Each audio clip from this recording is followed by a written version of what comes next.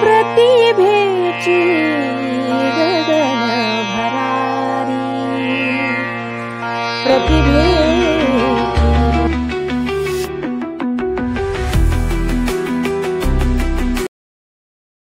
नमस्कार, मी प्राध्यापक प्रवीण बोंद्रे, अकोटवरून, जिल्हा अकोला। आज प्रतिभेची गगन भरारी, चला तर आपली ओळख करून देऊया जगाला, हा professor Praveen Bondre motivational speaker या यूट्यूब चॅनलच्या वतीनं हा कार्यक्रम चालवण्यात येत आहे।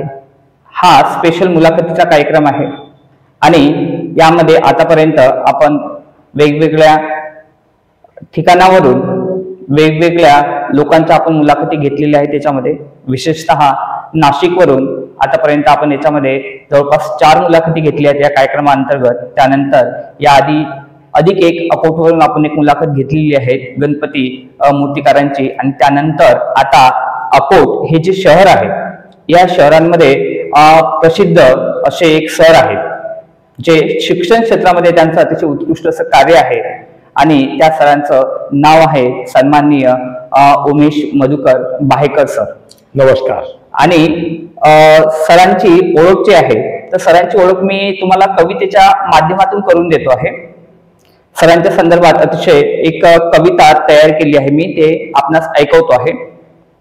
अकोट नगरीचा तेजस्वी दीप म्हणजे, अकोट नगरीचा तेजस्वी दीप म्हणजे माननीय उमेश बाहेकर सर। ज्ञानगंगा वाहते जिथे, ज्ञानगंगा वाहते जिथे, तिथे अकोटच्या उमेश बाहेकर सरांचं नाव। ज्ञानगंगा वाहते जिथे, तिथे अकोटच्या उमेश बाहेकर सरांचं नाव। अकोट पासून खगोलापर्यंत, अकोट पासून तर खगोलापर्यंत ज्यांनी मांडले प्रकाशा वाचून भाव। इतिहास जिवंत होते, इतिहास जिवंत होते त्यांच्या शब्दांमधून सहज। भूगोलांचा नकाशाही रंगतो, भूगोलांचा नकाशाही रंगतो त्यांच्या शिकवणीतून बिनधास्त। राज्यशास्त्र शिकवताना, राज्यशास्त्र शिकवताना झळकतो लोकशाहीचा अर्थ, राज्यशास्त्र शिकवताना झळकतो लोकशाहीचा अर्थ। महाराष्ट्राच्या मातीशी बांधलेलं नातं त्यांच्या भाषणातलं बळर्थ। भूगर्भशास्त्रात खोल शिरतात, भूगर्भशास्त्रात खोल शिरतात, अंकशास्त्रातही सोपं गणित मांडतात। खगोलांच्या तारकासमोरही, खगोलांच्या तारकासमोरही सरांचे विचार तळपत जातात। शिक्षक म्हणून फक्त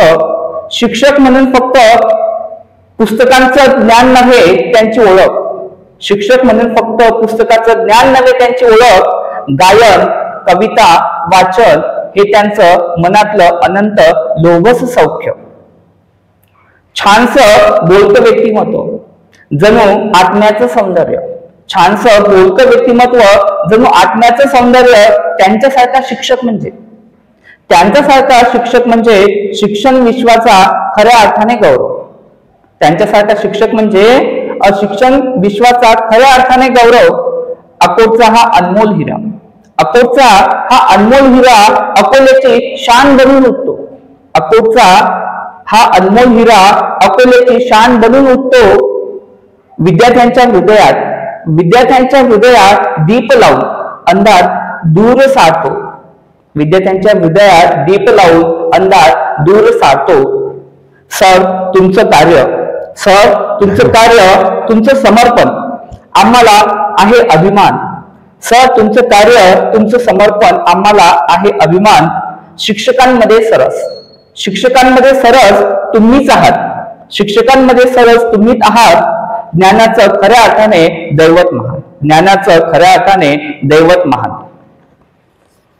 उमेश बाहेकर सरांचं बोलणं म्हणजे, उमेश बाहेकर सरांचं बोलणं म्हणजे जणू प्रेरणेचं मूर्त रूप। उमेश बाहेकर सरांचं बोलणं म्हणजे जणू प्रेरणेचं मूर्त रूप। उमेश बाहेकर सर म्हणजे, उमेश बाहेकर सर म्हणजे शिक्षकतेचं एक आदर्श रूप।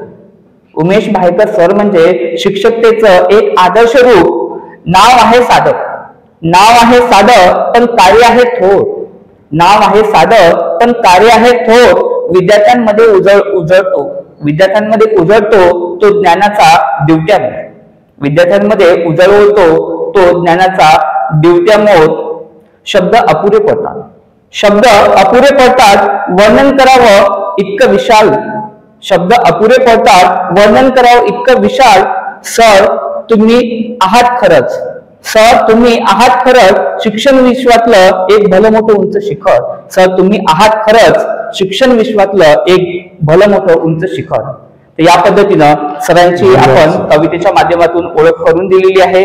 आणि सरांचा जर परिचय सांगतो म्हटलं तर सरांची सर अकाउंट, इतिहास, भूगोल, राज्यशास्त्र, त्यानंतर महाराष्ट्राचा भूगोल, त्यामध्ये विशेष म्हणजे महाराष्ट्र सर खूप छान समजावून सांगतात. त्यानंतर भूगर्भशास्त्र, अंकशास्त्र, खगोलशास्त्र इत्यादी विषयांवरती सरांचा खूप मोठ्या प्रमाणात हातखंडा आहे. तसेच सर अकाउंट या विषयाचे उत्तम टीचर सुद्धा आहेत. सरांचे अकोट येथे बाहेकर कॉमर्स करिअर नावाने त्यांचे अतिशय फेमस असे क्लासेस सुद्धा आहेत. सरांना गायन, काव्यलेखन, वाचन यांचा छंद आहे.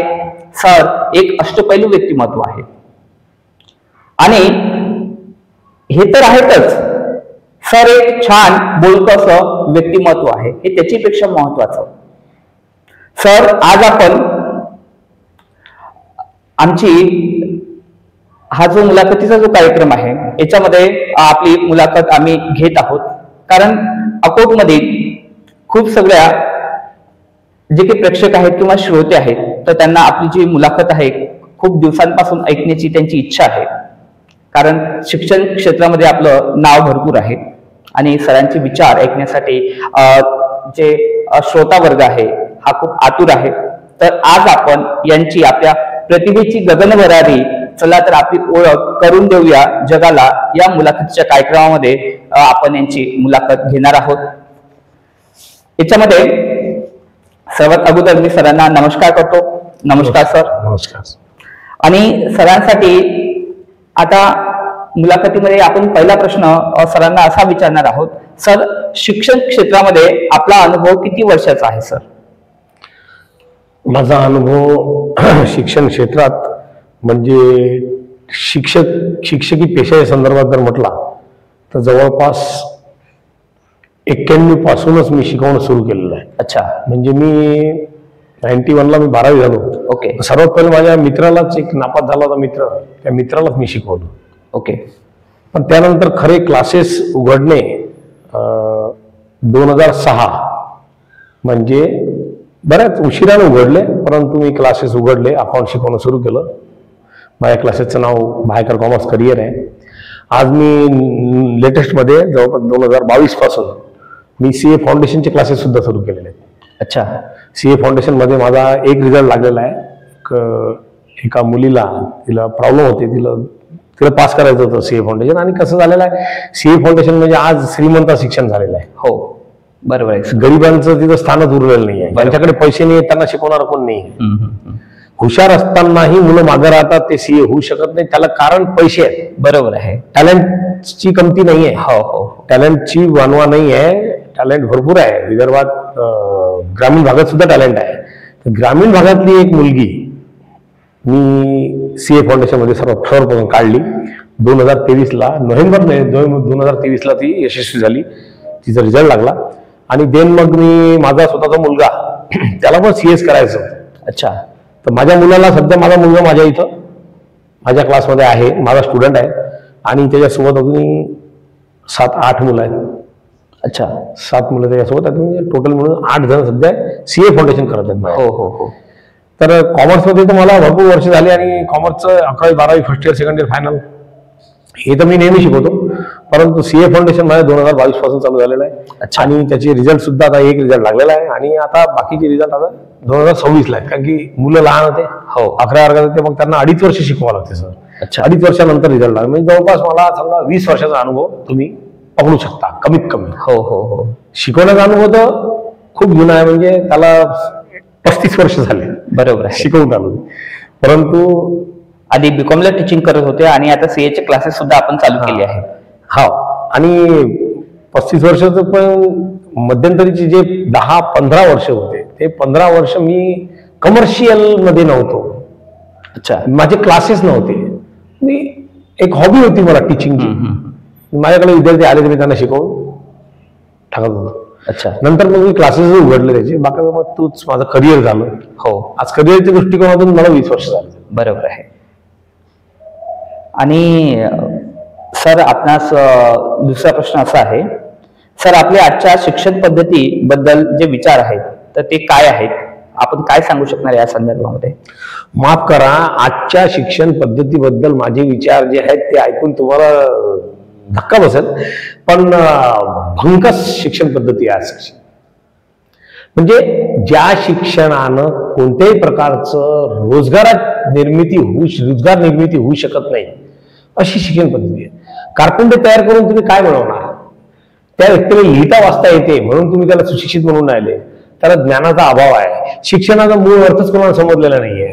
शिक्षणाचा मूळ अर्थ पालकांना माहित नाही आहे, शिक्षकांना. पण मी मोजक्या शिक्षकांबद्दल बोलून आलो. काही काही शिक्षक खरोखर ग्रेट आहेत, चांगले आहेत, त्यांना खरोखर शिक्षणाचा अनुभव आहे आणि दांडगा अनुभव आहे आणि त्यांना नॉलेज पण आहे. हो हो हो. परंतु असे शिक्षक कमी आहेत. आज असे शिक्षक तुम्हाला जास्त सापडतील की ज्यांना त्यांचा सब्जेक्ट सुद्धा व्यवस्थित येत नाही. अच्छा. ते पाठांतरांना शिकवतात आणि विशेष म्हणजे समाजात ते पद्धत रूढ केली त्यांनी, किंवा पाठ करणारा व्यक्ती चांगला, पाठ करणारा स्टुडंट हा हुशार विद्यार्थी. अच्छा. ज्याला मार्क्स मिळतात तो हुशार विद्यार्थी. ओके. मग त्यानं ते पाठ करून नुसतं लिहून काढलं, त्याला काही नाही समजलं, फक्त लिहून काढलं तरी तो हुशार विद्यार्थी, कारण की त्याला मार्क्स आहेत. हो बरोबर आहे. हे आजची पद्धती म्हणजे काय झालेलं आहे माहिती आहे का, की विदर्भातच फक्त. हो हो हो. मी आवर्जून उल्लेख करेन की विदर्भात फक्त, विदर्भ जास्तीत जास्त मराठवाडा, या इकडे शिक्षणाचं म्हणजे तुम्हाला सांगतो प्रगती होऊ दिली नाही. अच्छा. टीचर लोक असे बनवले गेले की जे स्वतःच पाठ केलेले आहेत, त्यांना पाठांतरांना येते, त्यांना काही समजत नाही, त्या विषयाचं त्यांना सखोल ज्ञान नाही आहे. हो बरोबर. परंतु शिक्षक झालेत. हा हा हा. वारंवार ते शिकवून ते पाठ झालं. आता त्यांना काही गरज पडत नाही, वाटते तेवढं शिकवून टाकतात. पण त्याच्यावर त्यांना काही विचारलं शिक्षक, मला मोदीजींचे शब्द आठवतात. अच्छा. टीचर हो ऐसा जिसे सब हो पता. परंतु त्यांचे शब्द ते शब्दच राहिले. त्या शब्दांचं याच्यात रूपांतर झालं नाही, खरोखर प्रॅक्टिकल मध्ये रूपांतर झालं नाही त्याचं. शिक्षक हो ऐसा जिसे सब हो पता. शिक्षकांना सब पता नसते, काही पता नसते. इव्हन त्याला त्याच्या सब्जेक्ट मधलं डीप नॉलेज नसते, त्याला तात्पुरतं नॉलेज असते आणि तो शिकवते. बरोबर आहे सर. त्याच्यामुळे शिक्षण पद्धतीबद्दल म्हणसाल, आजची शिक्षण पद्धती जी आहे ती फार वाईट अवस्थेतून जात आहे, कमीत कमी विदर्भात तरी. बरोबर आहे. म्हणजे असं समजा ना की मराठवाड्याच्या नंतर नागपूर विभागात सगळ्यात खराब जर परिस्थिती असेल तर ते अमरावती विभागात आहे. अमरावती विभागातला व्यक्ती हा शिकल्यानंतरही, आज तुम्ही बघा सर की शिक्षण पद्धतीत 8वी पर्यंत त्याला पास करणे कंपल्सरी करून टाकलं गव्हर्नमेंट. हो बरोबर आहे. 8व्या वर्गापर्यंत त्याला काहीच येत नाही तरी त्याला पास करावंच लागते. त्यानंतर तो 10व्या वर्गात जाते, त्याला काहीच येत नाही तरी त्याला कंपल्सरी जरी नाहीये तरी सर्वजण पास करतात, कारण की गव्हर्नमेंटने त्यात 20 मार्क असे टाकून ठेवलेले आहेत, मुद्दामून टाकून ठेवलं सर. अच्छा. सरकारनं म्हणा किंवा बोर्ड जे आहे आपलं शिक्षण बोर्ड, विद्यापीठ, हा नाही पुणे विद्यापीठ नाही, हा बोर्ड शालेय शिक्षण बोर्ड जे आहे पुण्याचं, त्यांनी काय केलेलं आहे माहिती आहे का, प्रत्येक विषयात 20 मार्क हे शिक्षकाच्या हाती ठेवलेले आहेत. अच्छा. स्थानिक शिक्षकाच्या.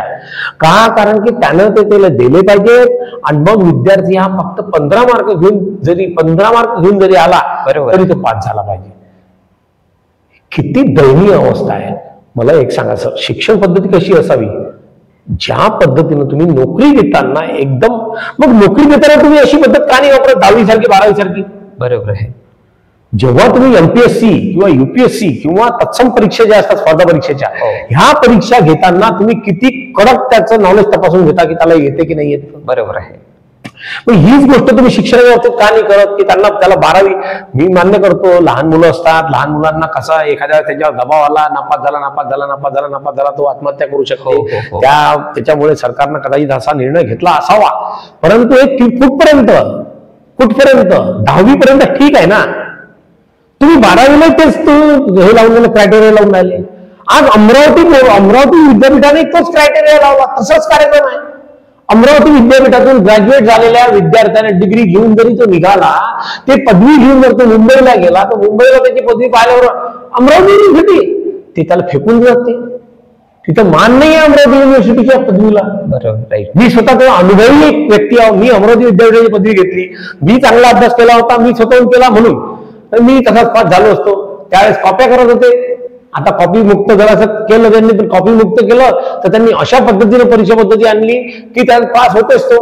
त्याला अकाउंट नाही आला, तर मी अकाउंटचा शिक्षक आहे म्हणून मी बोलतो, त्याला अकाउंट काहीच येत नाही. आजचा ग्रॅज्युएट झालेल्या विद्यार्थ्याला काहीच अकाउंट येत नाही, तरी सुद्धा तो त्या ग्रॅज्युएट असतो. त्याला फर्स्ट इयरचं अकाउंट येत नाही, सेकंड इयरचं येत नाही, फायनलचं येत नाही, तरी तो ग्रॅज्युएट आहे. बरोबर आहे. तो ग्रॅज्युएट झाला कसा, ही चूक कोणाची आहे? त्या विद्यार्थ्याला ग्रॅज्युएट होऊ देणं ही विद्यापीठाची चूक मानतो. विद्यापीठानं त्याचं योग्य मूल्यांकन केलेलं नाहीये, मूल्यमापनच व्यवस्थित नाहीये तुमचं. शिक्षणाचा नुसता डंका वाजून पुरोगामी महाराष्ट्र म्हणून काही होणार नाहीये.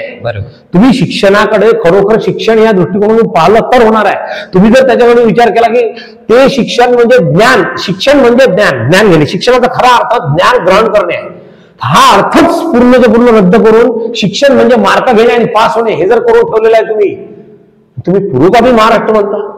विचारवंत निघतील का त्या विद्यार्थ्यातून? ज्या विद्यार्थ्याला डॉक्टर बाबासाहेब आंबेडकरांचे विचारच माहित नाही आहे, तर त्याला ते विचार पुढे घेऊन तो चालू शकते का? विचारांचं जेव्हा तुम्ही त्याचं वाचन करसाल, काही वाचन न करता, कोणत्याही प्रकारची मेहनत न करता, इझिली काहीतरी टोली घेऊन थोडंसं हे करून ग्रॅज्युएट झालेले विद्यार्थी सापडतात. पहा, याच्यावर मोदीजींनी अजूनही गिलाच काढला. मग हे नाही सुधारवलं, जे चालू आहे ते सुधारवलं नाही, याच्यावरही गिलाच काढला. काय माहिती आहे? कुठलाही काढला सर? Skill India. अच्छा. स्किल इंडियामध्ये त्या स्किल इंडियातून निघालेले जे व्यक्ती राहतील ते स्किल्ड राहतील. ओके. स्किलच्या बाबतीत मोदीजी पहिल्यापासून बोलून राहिले की शिक्षणाबद्दल बोलले, ते शिक्षक हो ऐसा जिसे सबब होता, म्हणजे ते विद्यार्थ्यांना घडवण्याच्या विचारात आहेत किंवा विद्यार्थी चांगला घडला पाहिजे. परंतु मला एक सांगा की आज जर समजा तुम्ही परीक्षेचा जर तो जो मूल्यांकन पद्धती आहे ते जर तुम्ही बदलली नाही, बरोबर, तर असेच हौशे गौशे नवशे सगळे पास होत राहतील. हो. हुशार विद्यार्थ्यांना कोणत्याही प्रकारचा चान्स राहणार नाही. हुशार विद्यार्थी जिथे इंटरव्ह्यू द्यायला चालला तो ग्रॅज्युएट आहे आणि तो इंटरव्ह्यू द्यायला जातो, त्याच्या सोबतचा विद्यार्थी आहे तोही ग्रॅज्युएट आहे, त्याला काहीच येत नाही तरी तो ग्रॅज्युएट आहे, तोही इंटरव्ह्यू द्यायला जातो. यामुळे काय होलं की भ्रष्टाचाराला वाव मिळून आला, भ्रष्टाचार वाढीस लागून आला. कारण की तुमच्याजवळ पोस्ट असतात 50 आणि तुमच्याजवळ पोस्ट ते भरण्याकरता ग्रॅज्युएट असतात 50,000 आणि ते 50,000 जेव्हा येतात तर त्यावेळी यांना भ्रष्टाचार करण्याचा मौका भेटतो जे सिलेक्शन बोर्डात आहे, किंवा याच्यातला ज्याला काही येत नाही त्याच्याकडून पैसे घेऊन त्याला ते पोस्ट लावून घेता येते. हा भ्रष्टाचार नको असेल तर फक्त ज्याला अक्कल आहे त्याला डिग्री जर मिळाली तर जेवढे डिग्री होल्डर आहेत त्या सर्वांना नोकऱ्या मिळतील. कारण की डिग्री होल्डर तेव्हाच होईल तो जेव्हा त्याला नॉलेज आहे. नॉलेज असलं तर डिग्री होल्डर, आणि डिग्री होल्डर असेल तर नोकरी. आणि मग 50 साठी जर 100 फॉर्म जर आले 50 जागेसाठी तर भ्रष्टाचार होऊच शकत नाही. कारण की ते उरलेले 50 लोक पैसे द्यायला तयार होणार नाही. ते म्हणतील एक काम करा, तुम्हाला जे पसंत असतील ते 50 जण तुम्ही लावून घ्या, आम्ही 50 जण पुढची परीक्षा देऊ, पुढच्या वेळेस इंटरव्ह्यू देऊ आणि त्यात आम्ही लागून जाऊ, आम्हाला तुमच्यावर पैसे भरण्याची आवश्यकता नाही. पण 50च्या फाईटला जेव्हा 50,000 असतात त्यावेळी त्याला एक भीती वाटते की माझा नंबर लागणारच नाही, त्यापेक्षा पैसे दिलेले बरे. त्याला हे माहित असते की मला काही येतही नाही. मी तुम्हाला असे सरकारी कर्मचारी दाखवतो की त्यांना पेन पकडता येत नाही, व्यवस्थित लिहिता येत नाही. अच्छा. असे माझ्या नजरेत आलेले आहेत. मी तहसील कोर्टावर गेलो होतो, इथे आपल्या अकोट तहसील वर गेलो होतो. तिथचे जे बाबू होते त्यांनी नाव लिहिण्याकरता पेन धरला तर असा धरला पेन असा, आणि ते असं काहीतरी असं लिहून आलं. मला नवल वाटलं की हा व्यक्ती सरकारी पोस्टवर लागला कसा. बरोबर आहे. प्रचंड भ्रष्टाचार आहे. शिक्षण क्षेत्रात भ्रष्टाचार घुसलेला आहे. आणि शिक्षण क्षेत्रात आता बघा तुम्ही की जे लोक मेहनत करतात, मी हा सब्जेक्ट नाही आता आजचा तो, परंतु मी सांगतो बा, जे लोक मेहनत करतात, मेहनत करणारे शिक्षक दोन प्रकारचे. एक जे कॉन्ट्रीब्युटरी पिरियड घेतात ते CHD, बरोबर आहे, आणि दुसरे शिक्षक प्रायव्हेट शिक्षक म्हणजे ट्युशन घेणारे शिक्षक. हे मेहनत करून रिझल्ट काढतात. यांचा इन्कम किती आहे? काहीच नाही, नथिंग. बरोबर. मी नथिंगच म्हणेल त्याला. पहा काऊन? कारण की न शिकवणारा, ज्याला पिरियड बी घ्यावं लागत नाही किंवा घेतला तर एखादा पिरियड घेतला तर घेतला, लेक्चर घेतलं नाही घेतलं, त्याला ते कोर्स सुद्धा त्याच्याने कम्प्लीट होत नाही, त्या कॉलेजच्या लेक्चरला 2.5 लाख रुपये 3 लाख रुपये पेमेंट आहे. बरोबर आहे. किती सुंदर पद्धतीने शिक्षण पद्धती राबवल्या जाऊन राहिली या भारतात. तुम्ही विचार करा. फारच कठीण गोष्ट आहे सर. विचार केला तर फारच गंभीर. कॉलेजमध्ये मुलं जातच नाहीत. आता मुलांनी कॉलेजमध्ये जाणं बंद का केलं? त्याचं कारण एकच आहे की तिथं तिच्या शिक्षणाचा काही फायदा होत नाही. तिथं तुम्हाला चांगल्या प्रकारे माहित आहे सर, कॉलेजमध्ये लागण्याकरता काय काय पाहिजे तुमच्याजवळ तुम्हाला वेल नॉलेज आहे, माहित आहे. बरोबर आहे. मी स्पष्ट बोलणार नाही ती गोष्ट, परंतु कॉलेजमध्ये लागण्याकरता फक्त डिग्रीची आवश्यकता नाही आहे सर. बरंच काही तुमच्याकडे असावं लागते, त्यावेळी तुम्ही कॉलेजमध्ये लेक्चरर होऊ शकता. कॉलेजमध्ये मी असं नाही म्हणणार की कॉलेजमधले सर्व लेक्चरर जे आहेत ते नॉलेज नाही त्यांना किंवा ते शिकवत नाहीत, किंवा काही काही जणांची शिकवण्याची इच्छा असते. ते कॉलेजचे एक लेक्चरर होते, मी त्यांचं नाव आवर्जून घेईल. त्यांचं नाव वानखडे. शिवाजी कॉलेज आले होते ते. अच्छा. कुठून तरी आले होते, आय डोंट नो कुठून आले होते, पण वानखडे सर माझ्या मुलींनी अक्षरशः त्या वर्षी ट्युशन केली नाही सर. माझ्याकडे ट्युशनच नाही केली. मला नवल वाटलं की ट्युशनला मुली का नाही आल्या. मी त्यांना पकडून विचारलं, म्हटलं बाबा तुम्ही का नाही आल्या माझ्याकडे ट्युशनला? तुम्ही फर्स्ट इयरला माझ्याकडे होत्या, सेकंड इयरला ट्युशनला माझ्याकडे का नाही आल्या? म्हणजे सर तुम्ही जशी शिकवता ऍज इट इज तसेच आमचे शाळेतले शिक्षक शिकून आले कॉलेजमधले. असे शिक्षक सर्व का नाही आहेत? माझा प्रश्न हा नाही आहे की वानखडे सर ग्रेट, मी त्यांना मानतो, परंतु असे सर्व शिक्षक का नाही आहेत? का म्हणून ट्युशनवाल्यांचे ट्युशन सुरू आहे. ट्युशन सुरू करण्याकरता तुम्हाला त्याच्यावर बंदी आणावी लागते. सरकारचं अपयश आहे की ट्युशन बंद कराव्या लागतात तुम्हाला. ट्युशन आपोआप बंद झाल्या पाहिजे असं काम सरकार का करत नाही? सरकारने समजा शिक्षकच मोके जर लावले तर मुलांना शौक नाही पैसे कमावण्याचा. मुलं पैसे घेऊन शिक्षकाजवळ जातात, प्रायव्हेट शिक्षकाजवळ. त्याने दुकान उघडलेलं आहे त्याचं, त्याने कोणाला जबरदस्ती केली नाही की माझ्याजवळ ये म्हणून. त्याच्याजवळ चांगलं नॉलेज मिळते म्हणून मुलं त्याच्याजवळ ट्युशनला जातात. आज त्याच्या ट्युशन बंद करण्याची पाळी तुमच्यावर येते. हे तुमच्यासाठी किती मोठं अपयश आहे सरकारसाठी की त्याच्या ट्युशन बंद करा, कारण की तिथं खूप मुलं चालले. तुमचे शिक्षक नाकर्ते आहेत म्हणून ते तिथं जाऊन त्यांची घंटी वाजवतात प्रायव्हेट शिक्षकांची. हे तुमच्या लक्षात येऊ नये. इतकी निर्बुद्ध जर सरकार असेल तर न बोललेलंच बरं, न बोललेलं बरं. बरोबर आहे. तुम्ही शिक्षण पद्धतीबद्दल विचारून राहिले मला. हे शिक्षण पद्धती आजची सगळे गाढ झोपेल. बरोबर आहे सर. पालक बिचारे असहाय्य आहे. पालकांना कॉलेजमध्ये शिक्षण नाही मिळालं, मुलं प्रायव्हेट ट्युशन कोचिंगला पाठवावं लागतात. शाळेत शिक्षण मिळून नाही राहिलं, ट्युशनवाले पोरं पुढे जातात. दिसतात त्यांना की ट्युशनवाले पोरं शिकले, त्यांना चांगलं येते आणि ते नोकऱ्या लागतात उद्या. तर आपल्याही मुलांना उद्या चांगली नोकरी लागली पाहिजे म्हणून ते पैसे पोट कापून बिचारे पैसे करतात. आणि त्या खाजगी शिक्षकाला मी म्हणतो, खाजगी शिक्षक जो चांगला शिकवते त्यावर जर समजा त्या शाळेत असता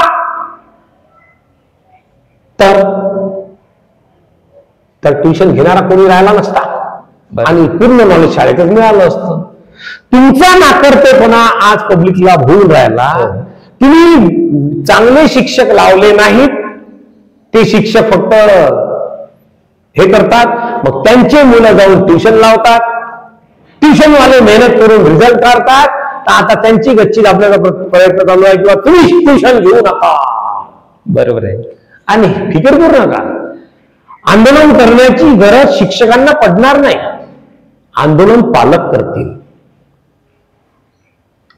ज्यांच्या मतदानावर तुम्ही निवडून आले आणि तुम्ही त्यांच्याच मुलांचं ट्युशन्स बंद करून राहिले, म्हणजे एक प्रकारे त्यांचं शिक्षण बंद करून राहिले, तर ते पालकच तुम्हाला धडा शिकवल्याशिवाय राहणार नाही. चांगला धडा शिकवणार आहेत ते. तुम्ही निर्णय घ्या, तुम्ही फक्त बंद करा ट्युशन. मी एक पालक म्हणून बोलत आहे. माझी मुलगी 6व्या वर्गाला आहे आणि आज ट्युशन चालू आहे म्हणून तिथं वेल एज्युकेशन चालू आहे. बरोबर आहे. उद्या ट्युशन बंद केल्यानंतर तिचं एज्युकेशन बंद पडेल. मी तुमच्या विरोधात उभा राहील ऍज अ पालक.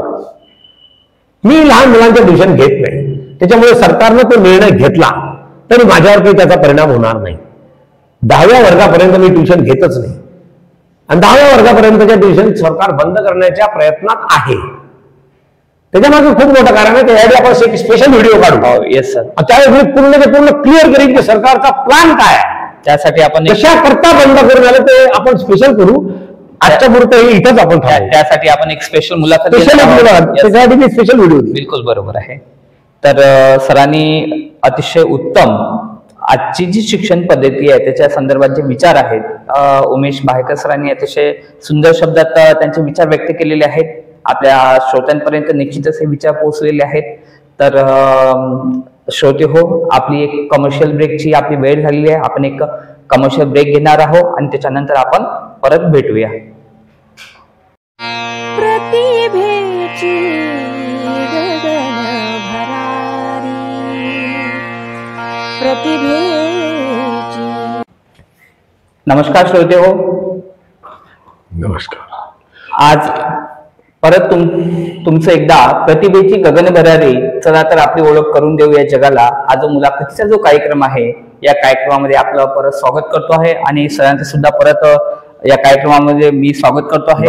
आणि सरांसाठी आपण याच्यानंतरचा जो प्रश्न आहे हा विचारणार आहे की सर मला सांगा की आपल्या शिक्षणावर किंवा शिक्षण क्षेत्रावर सरकारतर्फे जो खर्च केला जातो आणि म्हणजे निधीच्या स्वरूपात जो खर्च केला जातोय तर तो पुरेसा वाटतो का? मी प्रश्न तुम्हाला परत एकदा सांगतो आहे की शिक्षण क्षेत्रावर किंवा शिक्षणावरती सरकारतर्फे जो काही खर्च केला जाणारा जो निधी आहे तर हा तुम्हाला पुरेसा वाटतो का? बिलकुल. या प्रश्नाचं उत्तरही अपेक्षेच्या तुम्हाला बाहेरच मिळणार आहे. म्हणजे पहा की शिक्षण क्षेत्रावर तुम्ही हा प्रश्न विचारला. म्हणजे जनरली आता समाजात बघा, समाजात सर्वांना असं वाटते की शिक्षण क्षेत्रात जे चालू आहे तर या हिशोबाने सरकारनं थोडा जास्त पैसा खर्च करायला पाहिजे, अजून शिक्षण क्षेत्राला डेव्हलप केलं पाहिजे वगैरे वगैरे. सर माझं मत बिलकुल उलट आहे. तुम्ही काय विचारून आले की शिक्षण क्षेत्रावर जो निधी खर्च केला जातो हा तुम्हाला पुरेसा वाटतो काय? मी म्हणतो पुरेसा नाही. माझं म्हणण्यानुसार हा पैसा जास्त खर्च होऊन आला शिक्षण क्षेत्रावर. अच्छा. सरकार विनाकारण एवढा पैसा खर्च करून शिक्षण क्षेत्रावर काही आवश्यकता नाही एवढा शिक्षण क्षेत्रावर खर्च करण्याचा.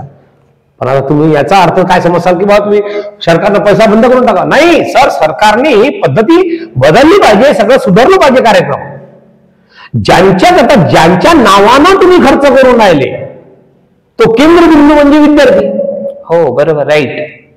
विद्यार्थ्यांसाठी तुम्ही खर्च करून राहिले. हो हो.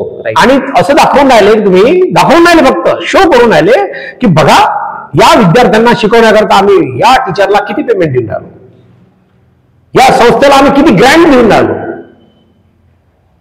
ऍक्च्युअल मध्ये ते ग्रँट, तो पगार शिक्षकाला दिलेला त्याचा विद्यार्थ्याला काहीच उपयोग होऊन नाही राहिला. जर उपयोग झाला असता तर विद्यार्थी स्वतःच्या वडिलांच्या खिशातले पैसे खर्च करून ट्युशन लावायला गेला असता काय?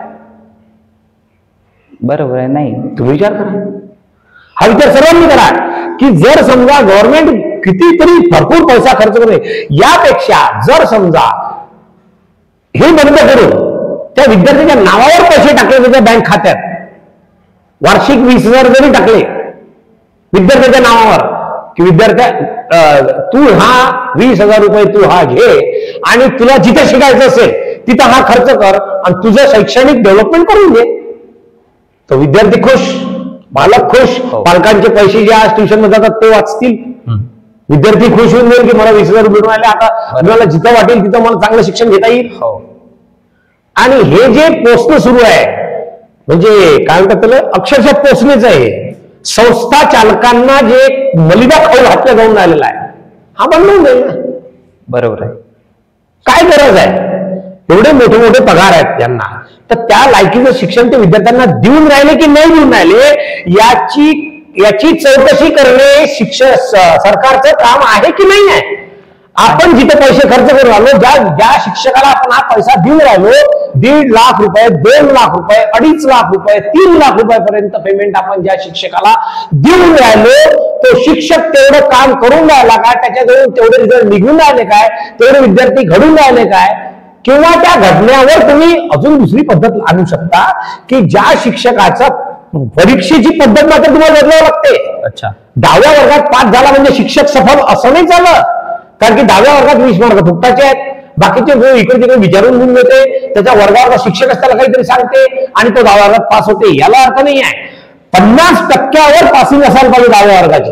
बरोबर. मी साधी गोष्ट विचारतो सर, मला पुढून देतो 50% का असायला पाहिजे. मला एक सांगा, तुम्ही एक सिनेमा चित्रपट बघितला, हो, एखाद्या विद्यार्थ्याला दाखवला तुम्ही, त्या सिनेमाचं नाव आहे, समजा चित्रपटाचं नाव आहे बाहुबली, त्याला एकच वेळ दाखवला, 3 तास त्याने बघितला. 3 तास बघितल्यानंतर त्याच्यावर अजून तुम्ही गॅप द्या, त्याच्यावर 15 दिवसानंतर त्याला विचारलं की काय गड्या तुला बाहुबली आठवते काय, एकच वेळा बघितला तुला आठवते काय. सर तो मुलगा पूर्णच्या पूर्ण स्टोरी सांगतो त्याची. बरोबर आहे, राईट, सांगतो. हा सांगतोच, सांगणार तो. हो. मग मला एक सांगा, म्हणजे त्याच्या लक्षात किती राहते?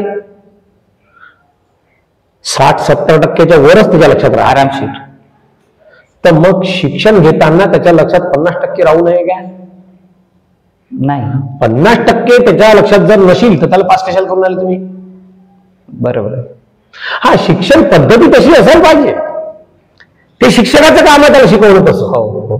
आणि जर मग तो 50% घेऊन जर पास होत असेल आणि त्याची परीक्षा मात्र गव्हर्नमेंटने घ्यावं, कोणत्या पद्धतीनं, जशी MPSC ची परीक्षा कंडक्ट होते, जशा स्पर्धा परीक्षा तुम्ही कंडक्ट करता, जशा नोकरीच्या परीक्षा तुम्ही कंडक्ट करता, त्या पद्धतीने परीक्षा कंडक्ट करा आणि तो विद्यार्थी पास झाला तर त्या शिक्षकाला पगार द्या, नाही त्या शिक्षकाचा पगार अटकवा. CHB शिक्षकांना वर्षातून 1 वेळा पगार भेटते की नाही? हो.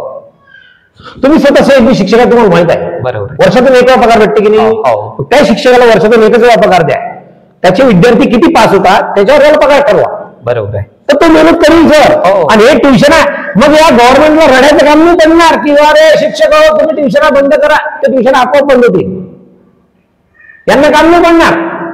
हे त्याच्यात पुरण तयार करून ठेवलेलं आता. म्हणजे आता शिक्षकांना म्हणतील, ते ट्युशन शिक्षकांना म्हणतील किंवा तुम्ही ट्युशना बंद करा. शिक्षक बिचारे ते पोटा पाण्यासाठी करतात, ते आता बेरोजगार होतील. बेरोजगार व्हायच्या वेळी ते जबरदस्तीनं ते जरी आता कारवाई झाली तर चालेल, पण ते ट्युशना चालूच ठेवतील. मग ट्युशना चालू ठेवतील तर त्यांच्याकडे पोलीसवाले जातील. म्हणजे ते चरण्याकरता पुरण आहे. काही काही अधिकारी जातील, तहसीलदारच्या त्या हाताखालचे असतात ते काही कर्मचारी वगैरे, म्हणजे महसूल विभागाचे म्हणा, अजून कोणते म्हणा, ते ज्यांच्याकडे हे डिपार्टमेंट दिला जाईल की त्यांच्याकडे लक्ष ठेवा की शिक्षकांनी ट्युशन घेऊ नये. मग ट्युशन चालू होते तिथे धाड पडेल, मग त्याला पकडलं की तिथे तोडपाणी होईल.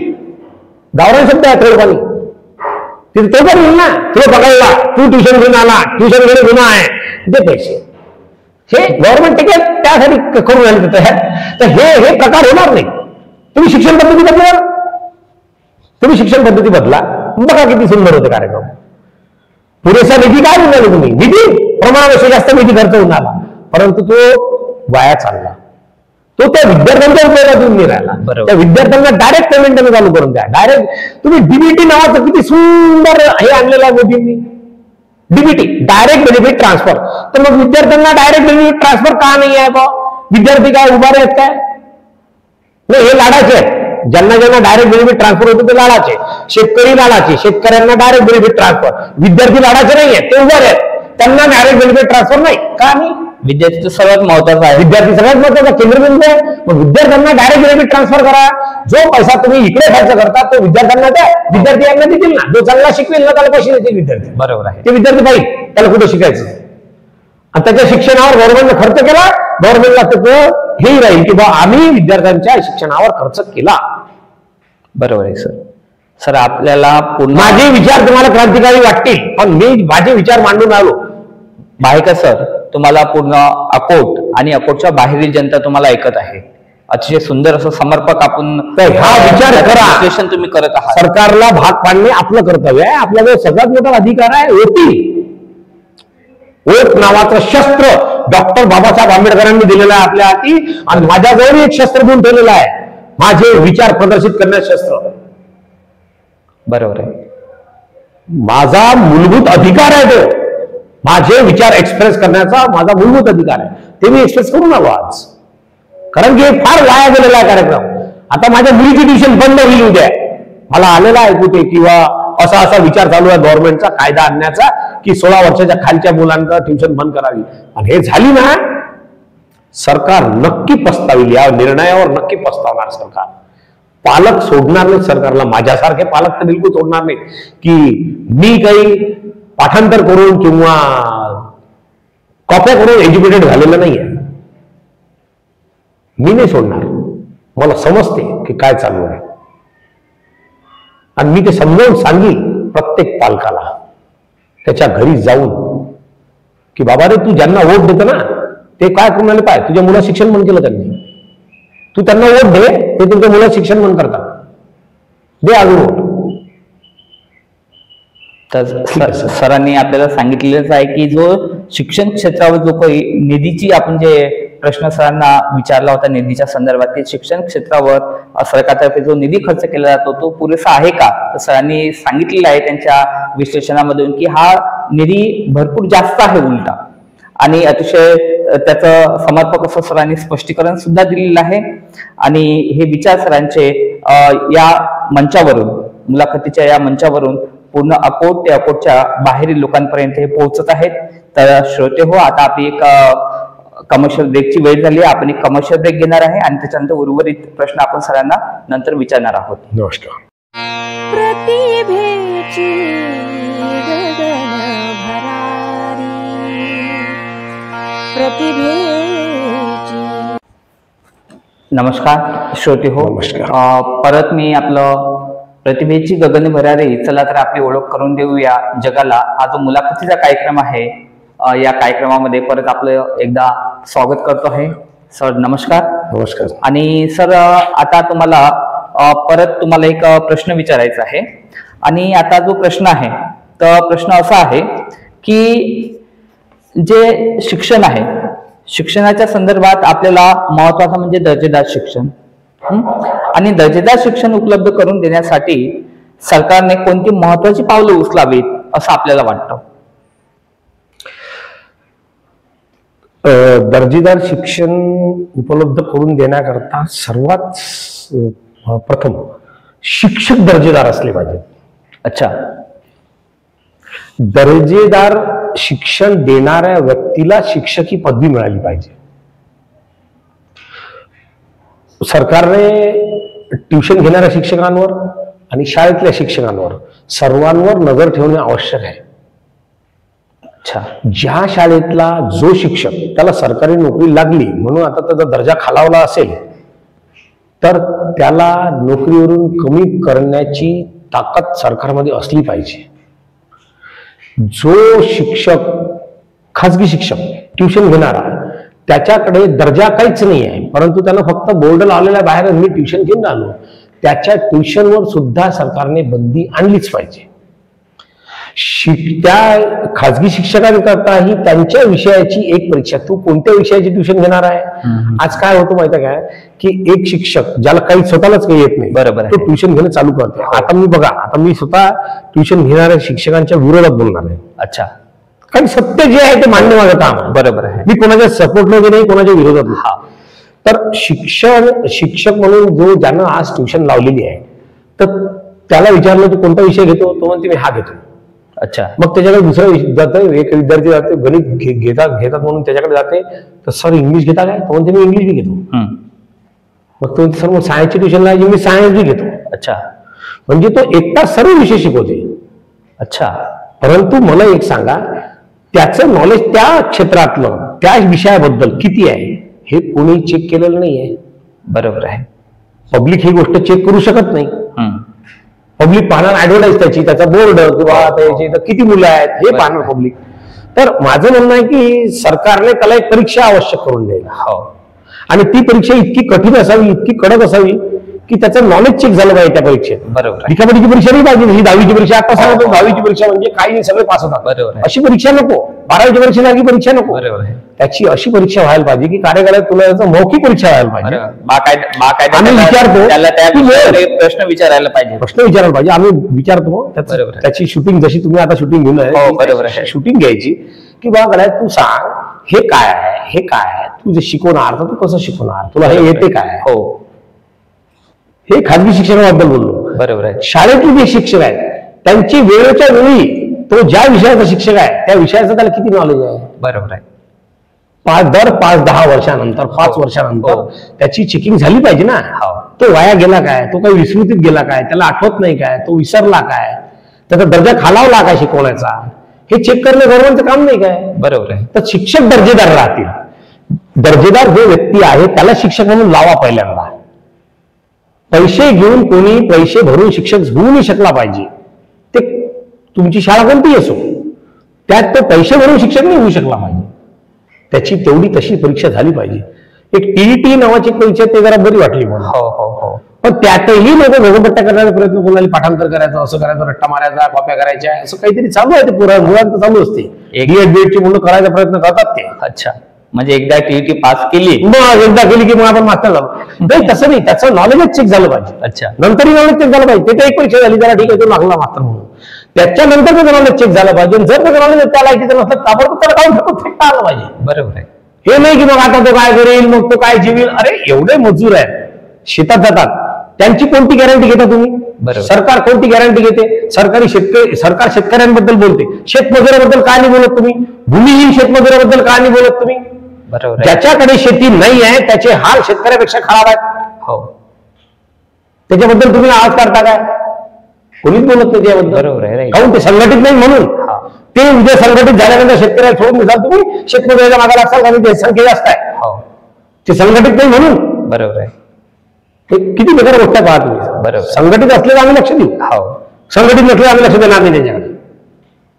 हे पद्धत बदलली पाहिजे. खरोखर सरकारचं इंटेन्शन असलं पाहिजे की नाही बा, खरोखर चांगलं दर्जाचं शिक्षण मिळालं पाहिजे. त्याच्याकरता दर्जेदार शिक्षक पहिले उपलब्ध असले पाहिजे. आणि आज दर्जेदार शिक्षक उपलब्ध आहेत प्रायव्हेट मध्ये, तर त्या दर्जेदार शिक्षकांना बेरोजगार करण्याचं काम सरकार करायला प्रयत्न करून कमाल आहे. बरोबर आहे. राईट. दर्जेदार शिक्षक उपलब्ध आहेत. आजकाल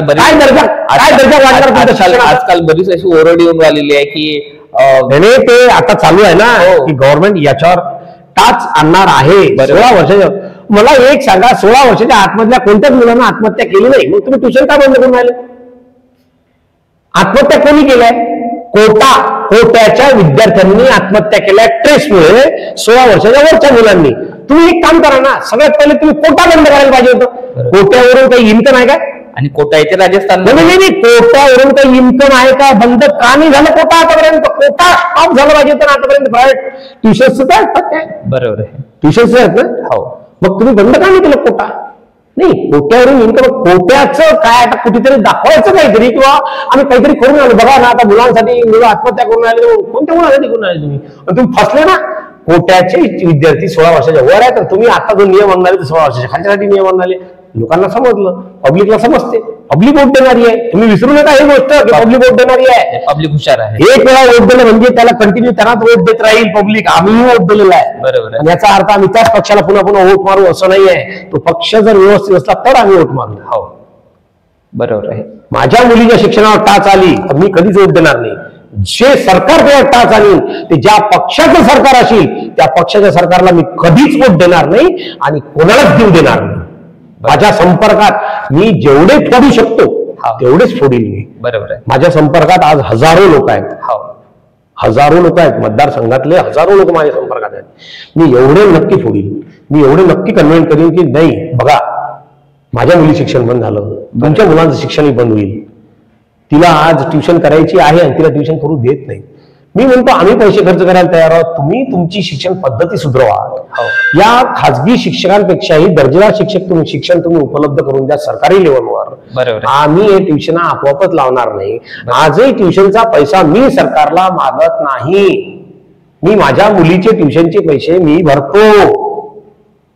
बरोबर. स्वतः भरतो मी माझ्या कमाईतून.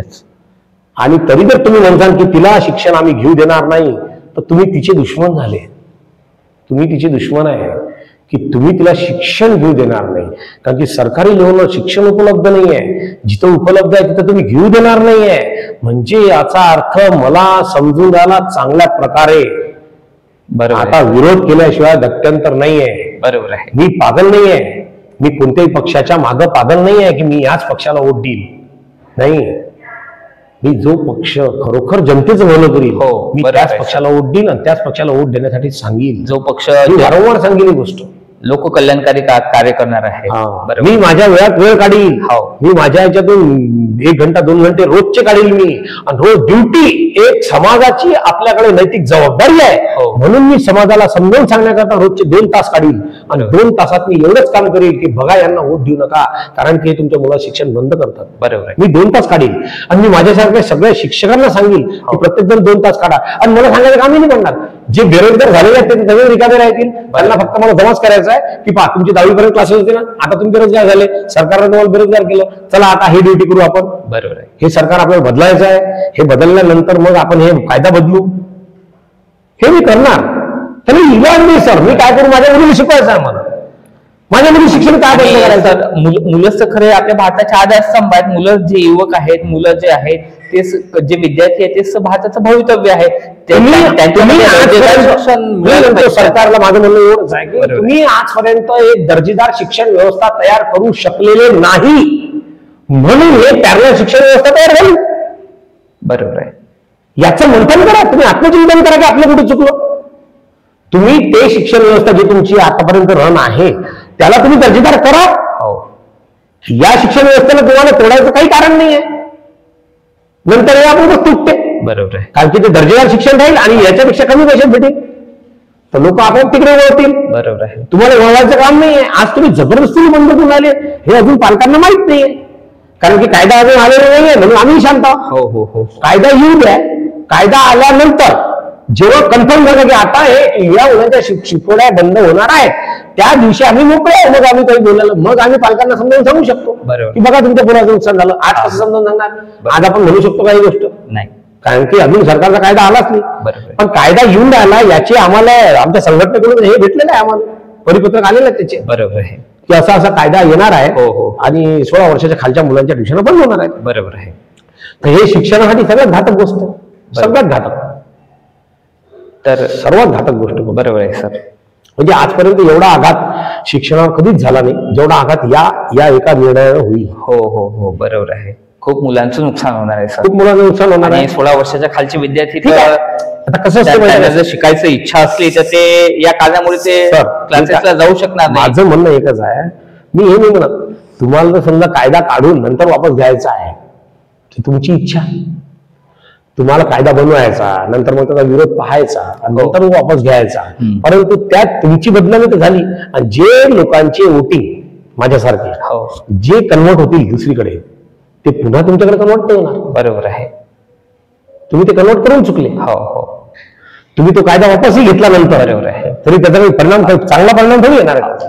सर आपली मेंटॅलिटी बदलते माणसाची, अरे हे काही करू शकतात. आपले जे सुंदर विचार आहेत हे या माध्यमातून, या मुलाखतीच्या माध्यमातून अकोट ते अकोटच्या आजूबाजूला भरपूर दूरपर्यंत हे विचार आपले या माध्यमातून जात आहेत. सर अतिशय सुंदर असे विचार आपण इथे सांगत आहात. हे तुमचं कार्य आहे सर, तुमचं कार्य खरोखर मोलाचं कार्य आहे. मला खूप चांगलं वाटलं तुम्ही जेव्हा म्हटलं मला की बाबा अशी मी मुलाखत घेतो, मला खूप चांगलं वाटलं सर. कारण की सामान्य जनतेचे विचार सरकारपर्यंत पोहोचण्याचं चांगलं माध्यम आहे. हो त्यांना माहित नसते, ते वरत बसलेलं असतं, त्यांना माहित नसते खाली काय होऊन राहिलं. बरोबर आहे. त्यांना हे समजेल खाली काय होऊन राहिलं. तुमच्या एका निर्णयानं पब्लिकचं किती मोठं नुकसान होणार आहे हे त्यांना आता सध्या माहित नाही. बरोबर आहे. आणि मी त्यांना जाऊन तिथं गव्हर्नमेंट जाऊन सांगू शकत नाही. मी जाऊन तिथं मुंबईत जाऊन सांगू शकतो की बघा हे असं होऊन आलं, हे गलत आहे, हे असं सांगू शकतो. मी माझे विचार फक्त पब्लिक पर्यंत पोहोचू शकतो. हे अतिशय उत्तम माध्यम आहे, हे माध्यम त्यांच्यापर्यंत पोहोचण्याचं. हे माध्यम फार यस. तर सरांनी अतिशय सुंदर असं दर्जेदार शिक्षण उपलब्ध करून देण्यासाठी सरकारने कोणती महत्वाची पावलं उचलावी त्याच्या संदर्भात अतिशय सुंदर असं विश्लेषणात्मक विचार मांडलेले आहेत. आपली यानंतर एक कमर्शियल ब्रेकचा वेळ झालेला आहे. आपण एक कमर्शियल ब्रेक घेणार आहे आणि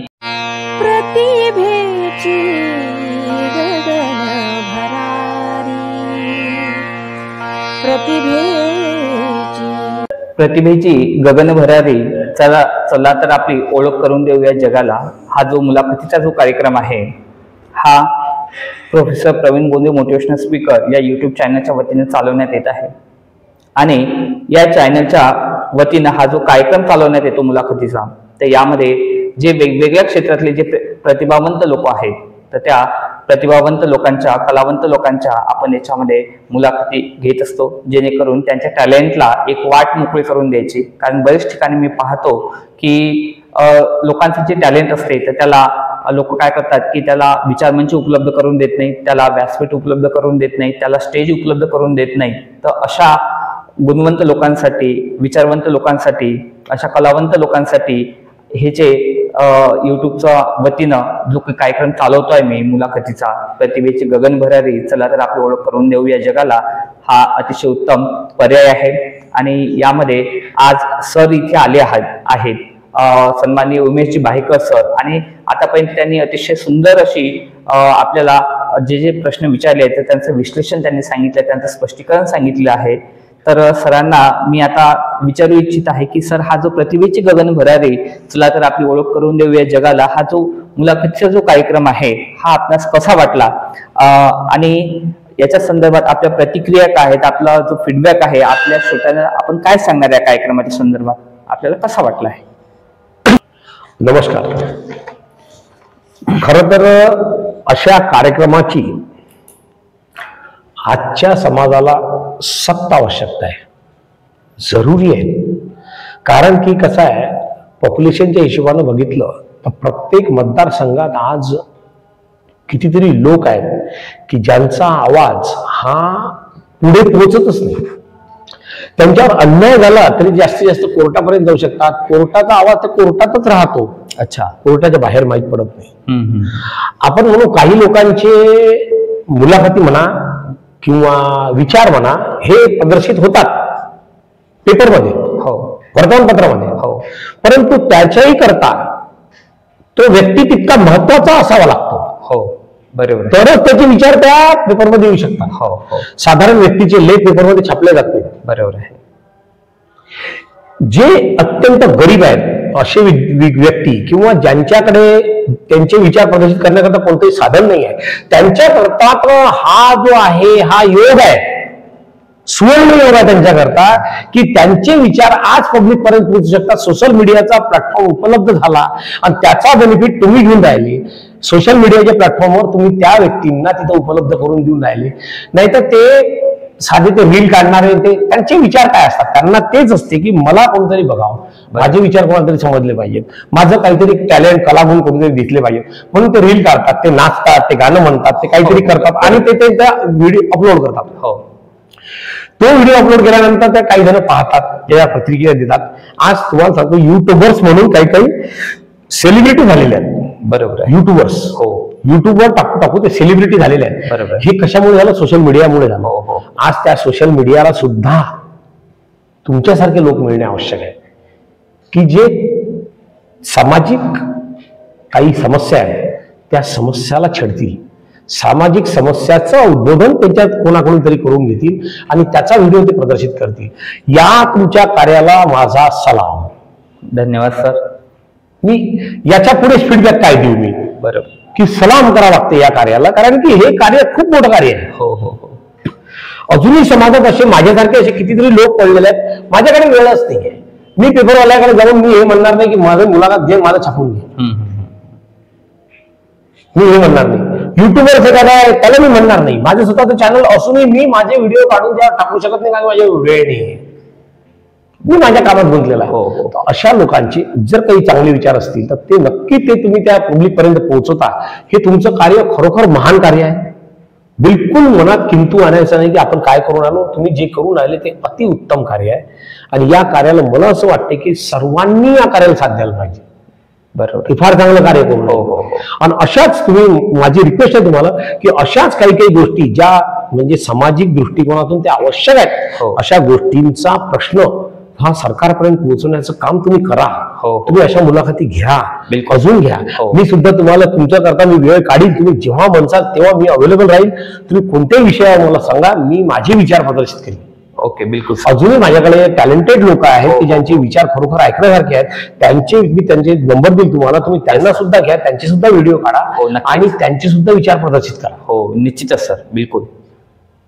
बस हाच माझा फीडबॅक. आणि सर, आपण तोंडी स्वरूपात जो फीडबॅक आहे तो सांगितलेला आहे, पण आपल्याला हा जो फीडबॅक आहे हा माझी नोटबुक आहे, तर थोडक्यात तुम्हाला शॉर्ट मध्ये लेखी स्वरूपात सुद्धा तुम्हाला नोंदवायचं आहे. काही हरकत नाही.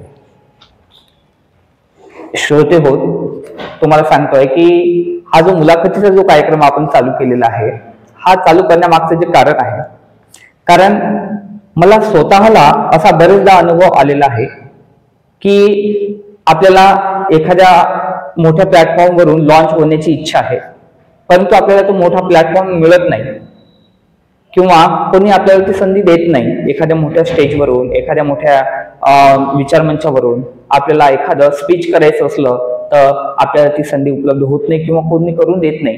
आजकाल काय केलं जाते की जे टॅलेंट आहे आपलं हाईड केले जाते, कारण बरेचसे लोकांची इच्छा राहते की XYZ हा जो व्यक्ती आहे हा समोर जायला नको, याला विचारमंच उपलब्ध करून दिला तर कदाचित हा अधिक मोठा होऊ शकतो. त्याच्यामुळे काय होते की त्याला ते प्लॅटफॉर्म मिळत नाही तिथे किंवा त्याला देत नाही जाणून बुजून. तर मग अशा प्रकारचा ज्या ज्या लोकांवरती अन्याय होतो की ज्याला एक मोठं आपले जे टॅलेंट आहे हे टॅलेंट प्रदर्शित करण्यासाठी विचारमंच मिळत नाही, त्याला स्टेज मिळत नाही, त्याला व्यासपीठ मिळत नाही, अशा लोकांसाठीच हा जो मुलाखतीचा जो कार्यक्रम आहे प्रतिभेची गगनभरारी चला तर आपली ओळख करून देऊया जगाला, हा कार्यक्रम मी चालू केलेला आहे. भरपूर दिवसापासून माझ्या ही गोष्ट डोक्यात होती की असं काहीतरी आपण मुलाखतीचा कार्यक्रम चालू करायला पाहिजे, जे लोक अशा गोष्टींपासून वंचित राहतात आणि ज्यांना आपलं टॅलेंट शो करायचं आहे पण कुठल्या प्रकारचं माध्यम त्यांना मिळत नाही, तर त्यांच्यासाठी खास मी हा मुलाखतीचा जो कार्यक्रम आहे हा चालू केलेला आहे. कारण मला या गोष्टीचा वारंवार अनुभव आलेला आहे. कारण बरेचदा अशा प्रकारचे जे अनुभव आहेत कदाचित तुम्हाला सुद्धा आलेले असतील की तुम्हाला एखाद्या मोठ्या प्लॅटफॉर्मवरून व्यक्त होण्याची इच्छा आहे पण तुम्हाला मोठा प्लॅटफॉर्म मिळत नाही आहे. तर अशा ह्या गोष्टी समाजामध्ये घडत राहतात. मग त्यामुळे जर तुम्हाला हा जो प्रोग्राम आहे हा प्रोग्राम तुम्हाला आवडला असेल आणि आपल्याला सुद्धा या कार्यक्रमामध्ये मुलाखतीच्या कार्यक्रमामध्ये तुम्हाला आपली स्वतःची मुलाखत द्यावायची असेल तर तुम्ही निश्चितच प्राध्यापक प्रवीण बोंद्रे जे मोटिवेशनल स्पीकर आहेत तर त्यांच्यासोबत संपर्क करण्याची तुमची इच्छा असेल तर निश्चितच तुम्ही त्यांच्यासोबत संपर्क करा. आणि जी मुलाखत आहे मुलाखतीच्या शेवटी प्राध्यापक प्रवीण बोंद्रे यांचा तुम्हाला मोबाईल नंबर मिळून जाईल. त्यासाठी तुम्हाला जी मुलाखत आहे ही पूर्ण बघावी लागेल. आणि अतिशय सुंदर अशी जी मुलाखत आहे अकोट येथील सन्माननीय जे शिक्षक आहेत ज्यांचं अकोटच्या एरियामध्ये पंचकृषीमध्ये त्यांचा नावाचं भरपूर नावलौकिक आहेत असे सन्माननीय श्री उमेशजी बाहेकर सर, त्यांनी आजच्या या कार्यक्रमात येऊन अतिशय सुंदर अशी समर्पक अशी प्रश्नांची उत्तरे दिली आहेत आणि अतिशय सुंदर असं स्पष्टीकरण दिलं आहे. आणि विशेषतः म्हणजे सर जे आहे सरांचं जे कार्य आहे शिक्षणाच्या क्षेत्रामधलं आहे आणि अतिशय सुंदर असं प्रभावी सरांनी जे मुलाखत आहे तर मुलाखत दिली आहे. अतिशय सुंदर असं जे विचार आहेत त्यांनी प्रकट केलेले आहेत. आणि सरांनी आज मला आपल्या या मुलाखतीमध्ये सर आले, सरांनी मला वेळ दिला त्याबद्दल मी सरांचं खूप खूप धन्यवाद व्यक्त करतो. आणि पुढे सुद्धा सर आपलं मला अशाच पद्धतीचं सहकार्य राहील अशी मी आपल्याकडून अपेक्षा करतो. धन्यवाद. आणि परत एकदा पब्लिकचे पण धन्यवाद. परत एकदा आजच्या मुलाखतीमध्ये आपण आलात, वेळ दिली त्याबद्दल मी आपलं मनापासून धन्यवाद व्यक्त करतो. आणि श्रोते हो, आपण सुद्धा ही मुलाखत तुम्हाला कशी वाटली याच्या संदर्भात तुम्ही कमेंट बॉक्समध्ये तुमचे ज्या प्रतिक्रिया आहे निश्चित कळवा. तुमचे काही सजेशन्स असतील तर कमेंट बॉक्समध्ये निश्चितच तुम्ही लिहून पाठवा. तर तुमच्या सजेशनचा सुद्धा विचार करण्यात येणार आहे. तर चला तर आपण इथे आपली जी मुलाखत आहे हे संपन्न करणार आहोत. Thank you so much. धन्यवाद सर. प्रतिभेची गगन भरारी प्रतिभे